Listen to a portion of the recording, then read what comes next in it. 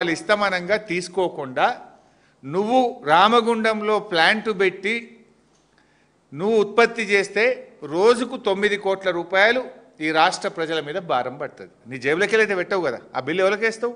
ఆ current bill ప్రజల మీద వేస్తావు. రోజుకు 9 కోట్లు.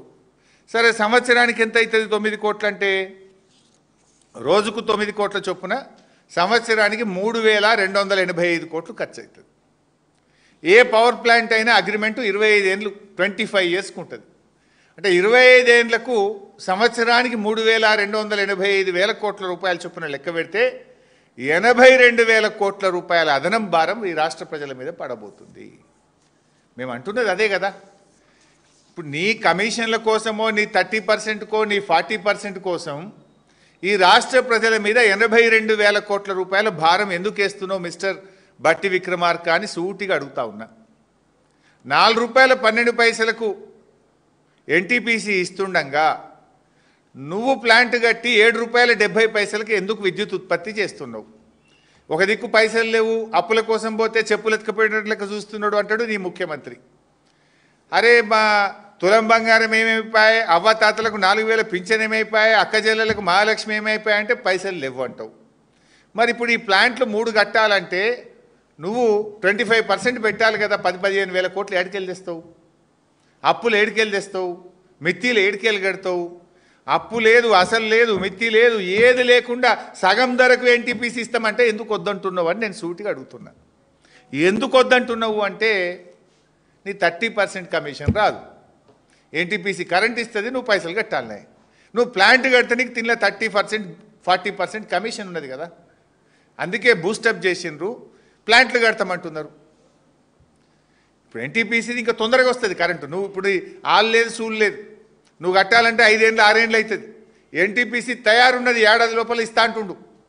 తయారున్న కరెంటు, తక్కువ ధరకు వచ్చే కరెంటు, పెట్టుబడి లేకుండా వచ్చే కరెంటు వద్దంటావు. 5 ఏళ్ల తర్వాత వచ్చే కరెంటు, ఎక్కువ ధరకు వచ్చే కరెంటు, పెట్టుబడి పెట్టే కరెంటు ముద్దంటావు. ఇది ఎక్కడి పద్ధతి? ఎవరి కోసము? నువ్వు చేసే తప్పుల వల్ల ఈ రాష్ట్ర ప్రజల మీద 82,000 కోట్ల రూపాయల భారం పడుతుంది.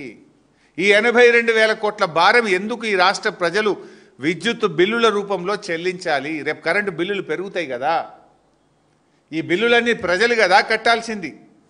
ఆ ప్రజలకు నష్టం జరుగుతుంటే ఆ ప్రజలకు రేపు బిల్లులు పెరుగుతాయని చెప్పి ఈ స్కామ్ను బీఆర్ఎస్ పార్టీ బయటపెట్టింది. ప్రజల పక్షాన బీఆర్ఎస్ పార్టీ రేపు ప్రజల మీద భారం పడొద్దని ప్రశ్నిస్తూ ఉంది.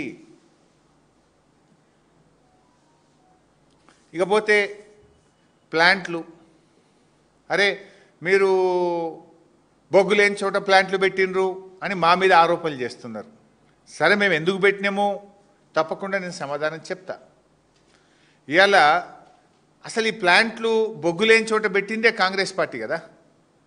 ఏ బొగ్గున్నదని విజయవాడ థర్మల్ పవర్ స్టేషన్ కట్టింది కాంగ్రెస్ పార్టీ? ఏ బొగ్గున్నదని రాయలసీమ థర్మల్ పవర్ స్టేషన్ కట్టింది కాంగ్రెస్ పార్టీ? ఏ బొగ్గున్నదని కృష్ణపట్నంలో థర్మల్ పవర్ స్టేషన్ కట్టింది కాంగ్రెస్ పార్టీ? ఇలా RTPP Rayalaseema thermal power station 1,200 కిలోమీటర్లు ఉంటుంది. మరి ఆడ ఏ బొగ్గున్నదని కట్టిండ్రు అన్నాడు కాంగ్రెస్ పార్టీ? విజయవాడలో ఏముందని కట్టిండ్రు? కృష్ణపట్నంలో బొగ్గు ఉందని కట్టిండ్రా? మీరు మాట్లాడేటప్పుడు మీ గత చరిత్ర చూసుకొని మాట్లాడండి. ఇవాళ ప్రపంచవ్యాప్తంగా కూడా ఒక బ్యాలెన్స్ ఉండాలి. రేపు ప్రకృతి వైపరీత్యాలు వచ్చినా, భూకంపాలు వచ్చినా అన్ని థర్మల్ స్టేషన్స్ ఒక దగ్గర ఉన్నాయనుకో, ఏదైనా తేడా వస్తే రాష్ట్రం మొత్తం అంధకారం కాదా? ఒక బ్యాలెన్స్ ఉండాలి అని ఆలోచించింది. ముఖ్యంగా fly ash is a big issue. Fly ash consumption లేకపోతే అది పెద్ద ఎన్విరాన్మెంటల్ ఇష్యూగా మారుతుంది. ఫ్లై యాష్ని ఎవరు వాడతారు? సిమెంట్ ఫ్యాక్టరీలు వాడతాయి. దామర్చెర్ల దగ్గర దాదాపు 30 సిమెంట్ ఫ్యాక్టరీలు ఉన్నాయి. ఆ సిమెంట్ ఫ్యాక్టరీలో 100% ఈ ఫ్లై యాష్ను మేము వాడుకుంటాము అని అండర్టేకింగ్ ఇచ్చి ప్రభుత్వంతో అగ్రిమెంట్ చేసుకున్నారు. ఆ రోజు అక్కడ ఫ్లై యాష్ వినియోగం జరుగుతుంది. సిమెంట్ ఫ్యాక్టరీలు ఉన్నాయి, 1,200 ఎకరాల ప్రభుత్వ భూమి ఉన్నది, కావలసిన కృష్ణా నది జలాలు ఉన్నాయి. అవసరమైతే పోర్టు నుంచి, అప్పటికి కోల్ లింకేజ్ లేదు, పోర్టు దగ్గర ఉంటుంది, పోర్టు నుంచి మనం ఇంపోర్టెడ్ కోల్ తెచ్చుకోవడానికి అనువుగా ఉంటుంది, బ్యాలెన్స్ ఉంటుంది. ప్రకృతి వైపరీత్యాలు, భూకంపాలు వచ్చినప్పుడు కూడా విద్యుత్తు ఉత్పత్తి జరుగుతుంది. ఇబ్బంది రాకుండా చేసుకోవచ్చు అన్నీ ఆలోచించి ఆనాడు బీఆర్ఎస్ ప్రభుత్వం యాదాద్రి థర్మల్ పవర్ ప్లాంట్ను కట్టింది. ఆనాడు ఇదే కోమటిరెడ్డి గారు ఏమన్నారు, మేము రాగానే యాదాద్రిని మూసేస్తాం, వద్దు యాదాద్రి మాకు తాళమేస్తా అన్నాడు. మరి నిన్న క్యాబినెట్లోనేమో తాళాలు కొడుతుండ్రు.